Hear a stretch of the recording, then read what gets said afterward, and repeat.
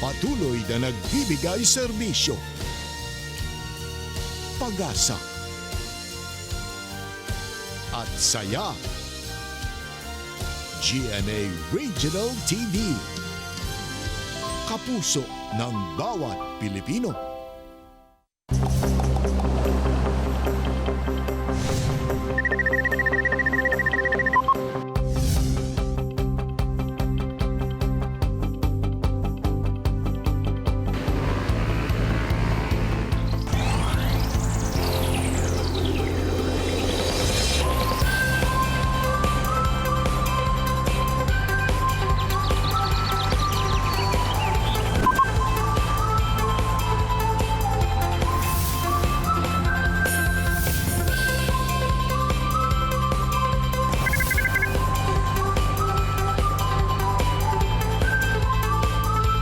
Kini ang At Home with GMA Regional TV.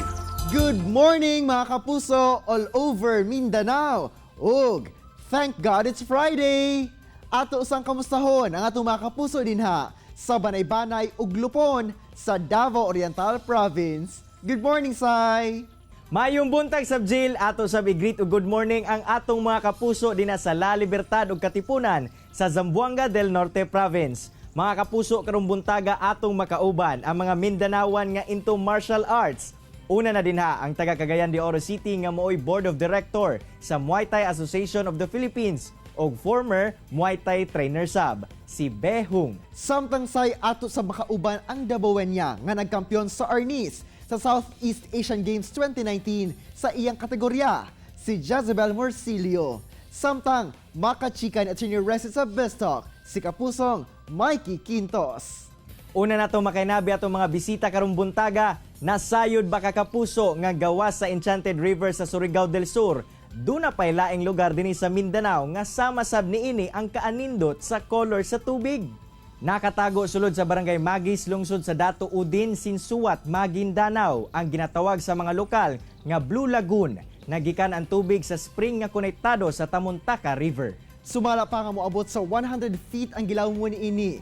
Ang mga dagkong punuan sa kahoy ang naghatag og kalandong sa lagoon. Sa karon, nagapadayon pa ang beautification project o landscaping padulong sa Blue Lagoon. Usa kini sa best tourist spots sa Maguindanao Province.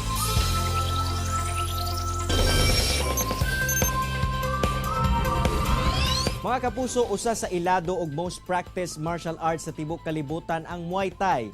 Karong buntaga atong makauban ang former Muay Thai trainer ug karon Board of Directors sa Muay Thai Association of the Philippines, si Be Hung. Ma'am Be, mayong buntag ug dayon ta sa At Home with GMA Regional TV. Kamusta, ma'am? Maayong buntag din po and thank you for having me. Eto, okay lang naman, coping up with the pandemic. Ma'am, sa mga hindi masyadong into martial arts, ano po ba ang meron sa Muay Thai?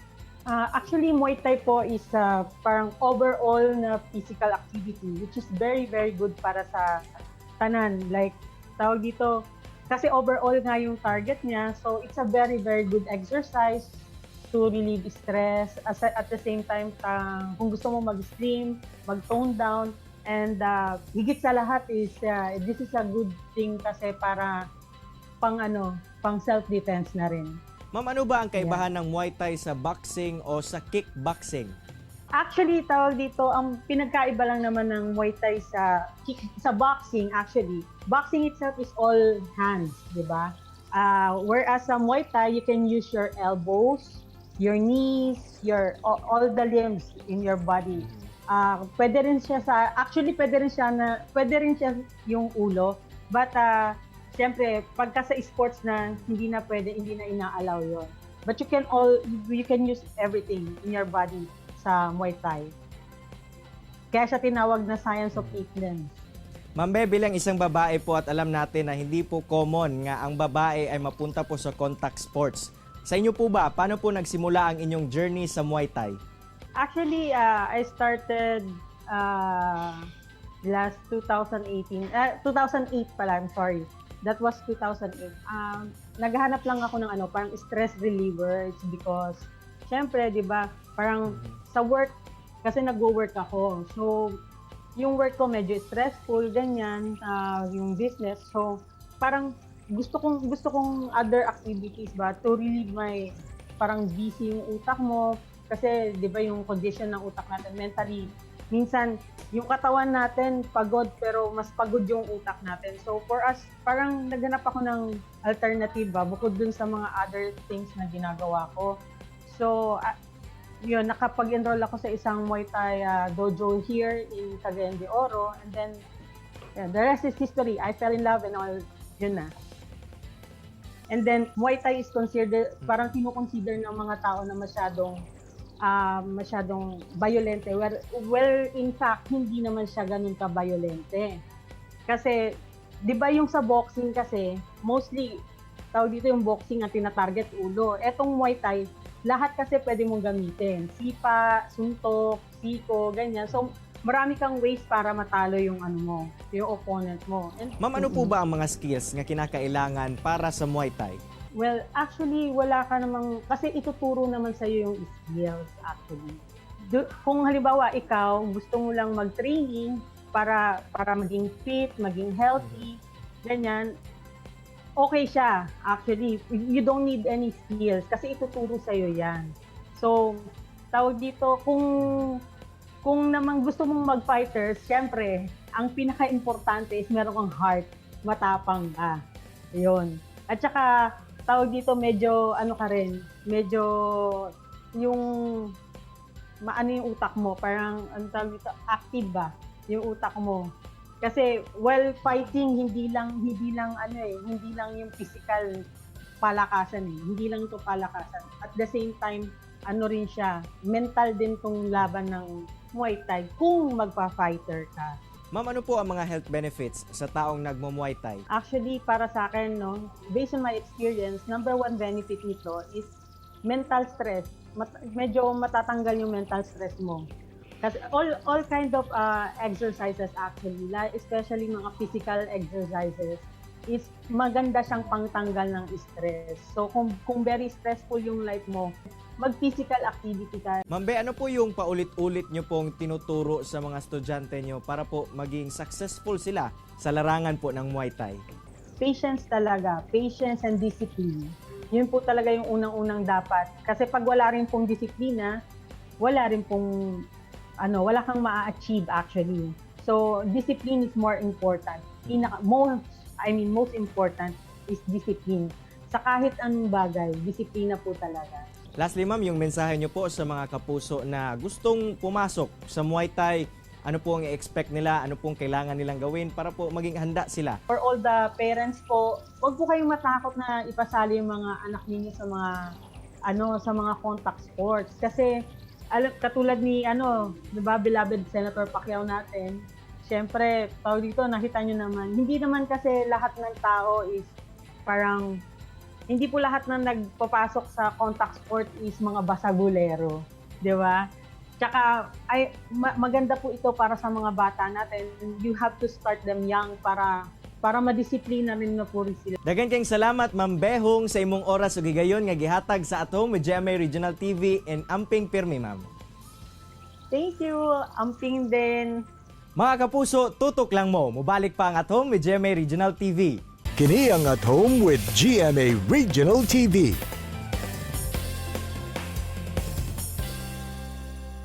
Mga kapuso, ani-ana si Attorney Resi Rizada para sa BizTalk. Resi! Thank you, Arjo! Good morning mga kapuso! It's BizTalk time na sab. Karong buntaga atong makauban ang kapuso actress and singer, Mikey Quintos. Good morning, Miss Mikey! Napapanood tayo ngayon all over Mindanao. Welcome sa At Home with GMA Regional TV. Kumusta ka na? And of course, your family? Hello po! Hello! Gusto ko batiin lahat ng mga kapuso dyan sa Davao. I hope everyone's home safe. And kami naman po dito okay lang.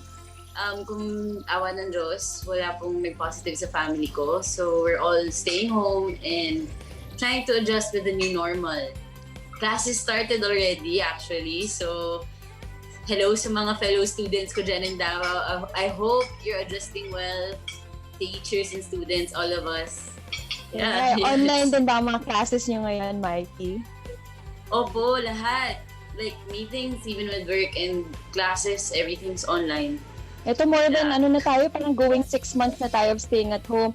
Ano na ba yung mga pinagkaabalahan mo during the entire time? Have you learned any new skills and did new things this time?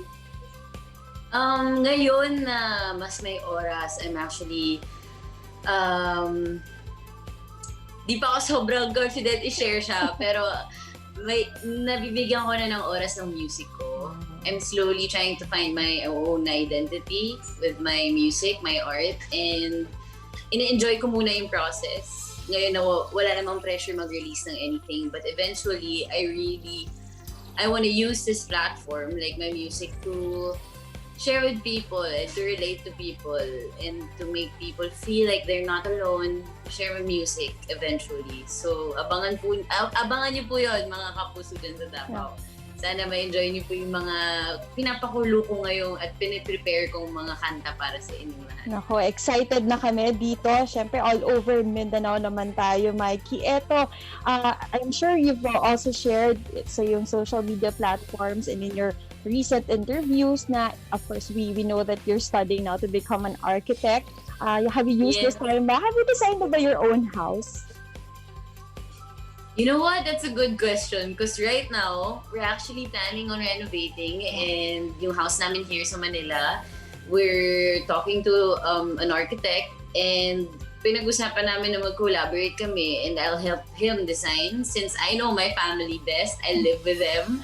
I lived with them with my whole life. So, gusto kong ma-incorporate yun through the design. And pumayag yung architect and we're slowly having meetings every 3 weeks or once a month for the design. And hopefully, next year matapos na yung bahay. Nako, excited kami na sana one day you can also get to share with us the design of your dream house. Very inspiring, Mikey. And mensahe mo Thank you so much. Yes, mensahe mo naman sa lahat ng ating mga kapuso dito all over Mindanao, especially lahat ng mga taong dumaraan din ng mga pagsubok ngayon. Ano ang mensahe mo para sa kanila?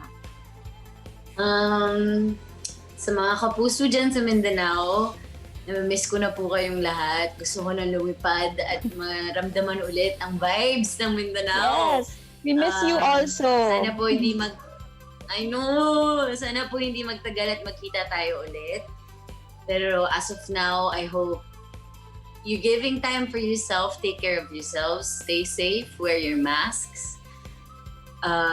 Keep praying. Don't lose faith. And pag nabibibi kayo, pakinggan niyo yung kanta ko na ngayon. Yun. Thank you so much. I hope to see you guys soon. God bless you all. Thank you very much, Mikey.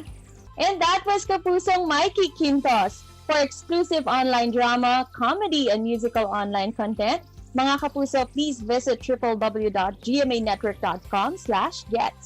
And there you'd find more entertaining videos featuring your favorite Kapuso stars. Chela mo mga kapuso, kay mabalik pa ang At Home with GMA Regional TV. Kini ang At Home with GMA Regional TV.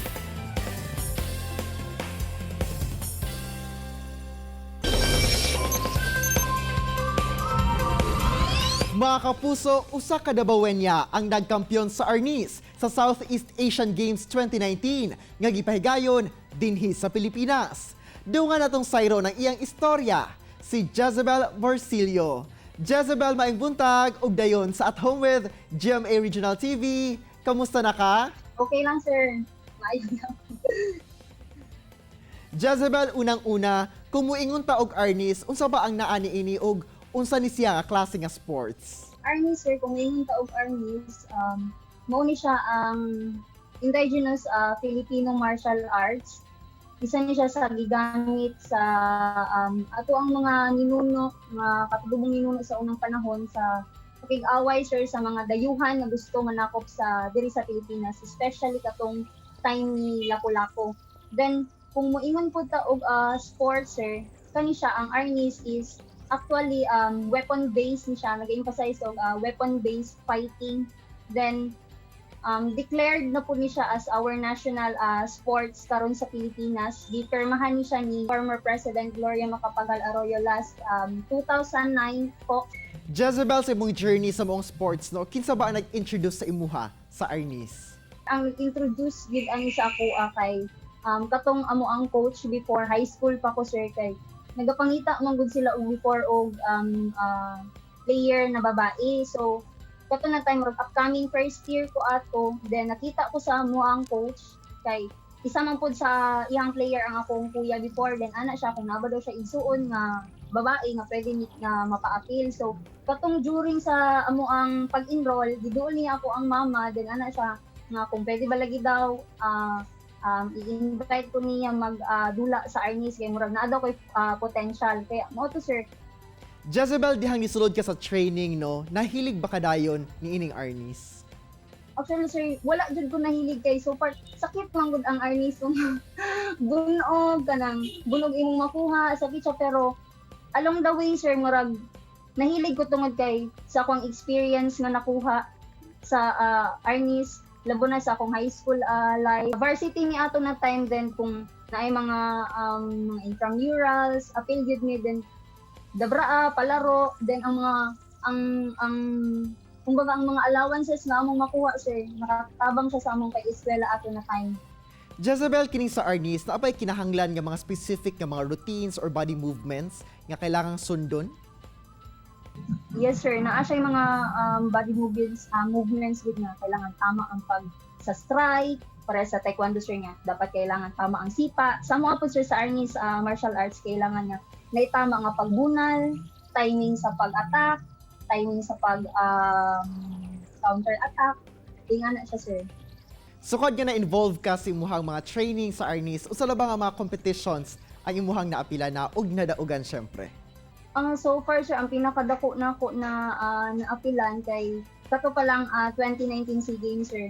Kay wala pa man gud siya na belong sa Asian Games or Olympic, pero nagalook forward ni sir nga maapil na siya soon.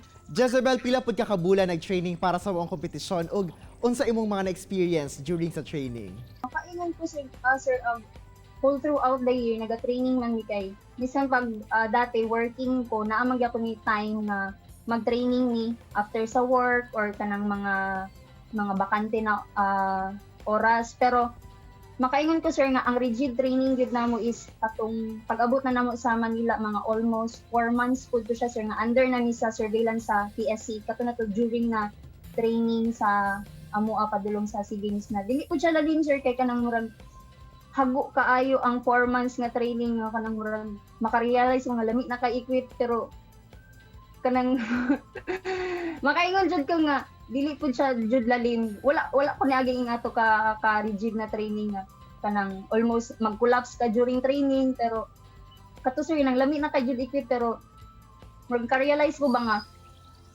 na ako'y purpose siguro ba gibutang ka sa Ginoo dira, and kato it pays the price man po na kung saan kang kuha sir. Sulit gayud ang imuhang mga kahago nga giagiano tungod kinakabot gayud nimo ang kadaugan. Kinsa o unsa ba nag-inspire sa imuha para kabuton gayud ang gold medal sa Arnis Women's Bantamweight Division? Ang nag-inspire gid sa ako sir is kanang dili na ko gusto nga kanang ma-disappoint ang akong family and especially ang nasod. And sa ko sir gusto jud kay na ko ma-experience na kanang kung unsay feeling nga mudupa nga bit-bit nimo ang flag sa Philippines.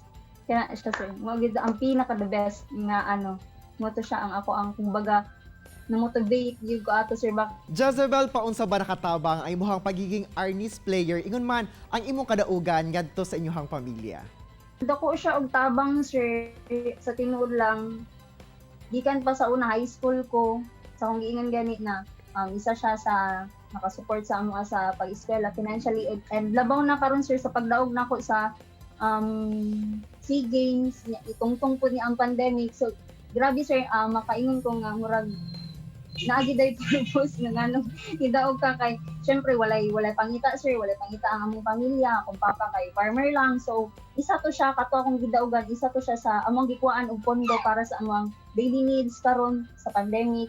Alright, daghan kay salamat Jezebel sa imong oras ug higayon na gihatag sa At Home with GMA Regional TV nga ma-share imong istorya isip usa ka Arnis player ug syempre sa paghatag og dugang dungog sa atong nasod sa matang sa sports.